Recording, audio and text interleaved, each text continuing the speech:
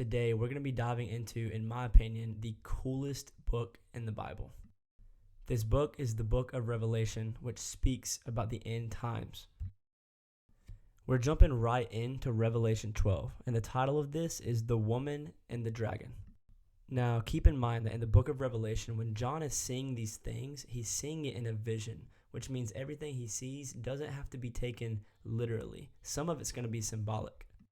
For example, when it talks about beast coming out of the sea, I feel like personally that is symbolic of something. But it is our job to figure it out. Now let us begin with the woman and the dragon. Revelation chapter 12. A great sign appeared in heaven, a woman clothed with the sun, with the moon under her feet, and a crown of 12 stars on her head. She was pregnant and cried out in pain as she was about to give birth. Then another sign appeared in heaven, an enormous red dragon with 7 heads and 10 horns and 7 crowns on its heads. Its tail swept a third of the stars out of the sky and flung them to the earth. The dragon stood in front of the woman who was about to give birth so that it might devour her child in the moment he was born. She gave birth to a son, a male child, who will rule all the nations with an iron scepter, and her child was snatched up to God and to his throne.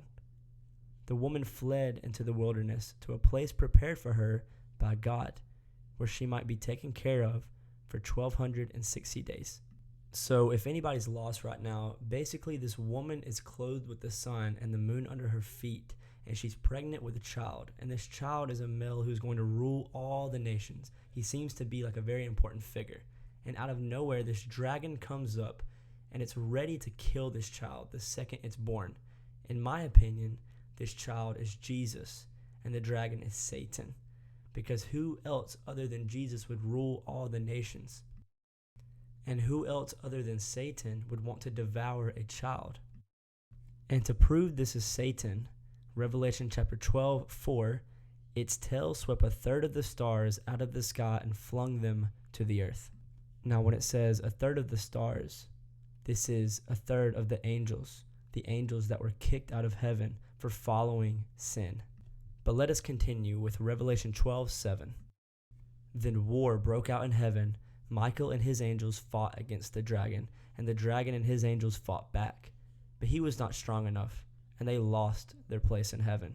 The great dragon was hurled down, that ancient serpent called the devil, or Satan, who leads the whole world astray. He was hurled to the earth, and his angels with him. So as we can see, Michael and his angels defeated the dragon. But I have a question for anyone watching this video. What time period is this? Because we know that in the beginning, the serpent was tempting Adam and Eve. But this is in the book of Revelation, which is the end time events. So what is the time frame of this? So again, if you know the answer to this, please comment below. But let us continue.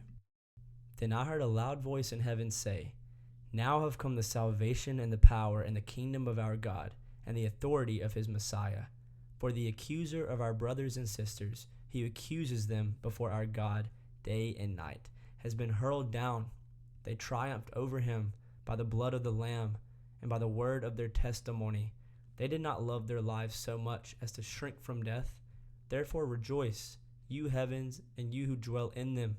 But woe to the earth and the sea, because the devil has gone down to you.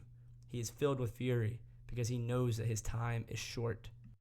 Notice the characteristics that they give Satan right here.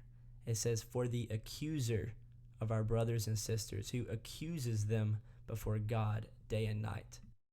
Now somebody told me this, and I'm never going to forget it. Satan knows your name, but calls you by your sin. And God knows your sin, but calls you by your name.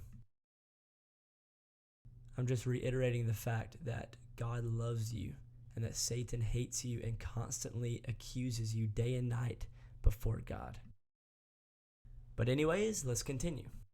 When the dragon saw that he had been hurled to the earth, he pursued the woman who had given birth to the male child.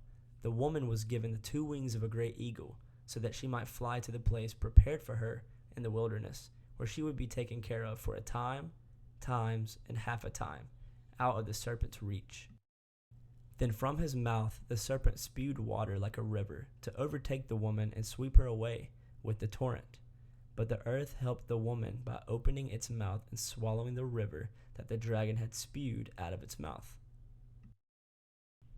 Then the dragon was enraged at the woman and went off to wage war against the rest of her offspring, those who keep God's commands and hold fast their testimony about Jesus.